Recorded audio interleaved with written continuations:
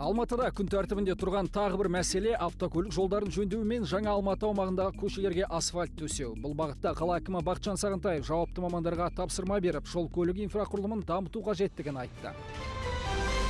2020 жылы қаладағы 283 көше күрделі жөндеуден өтті. Оның ішінде қаланың шеткі аудандарындағы жолдың инфрақұрылымын жақсартуға аса басымдық берілді. Ауқымды жұмыс нәтижесінде мегаполистің жол көлік инфрақұрылымы 80%-ға жақсарды. Сондай-ақ өткен жылы жалпы ұзындығы 42,8 шақырым болатын 167 көшеге жаңадан асфальт төселді. Осылайша көптеген күрделі мәселе шешімін тапты. Бұрын бұл жерде біздер деген тұрғанымызда біздер аяғымызға целлофан киіп центральный көшеге шығатынбыз.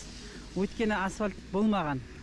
Енді қазір Аллаға шүкір асфальтымыз бар, освещение бар, көшенің бәрі таза.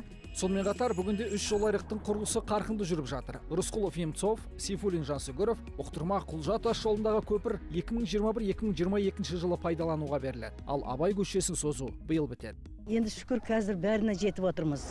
Біраз жыл болды, осының бәрі көз алдымызда өтіп жатыр. Жол түсті, кәдімгі еш жері кем емес, ешқандай неден.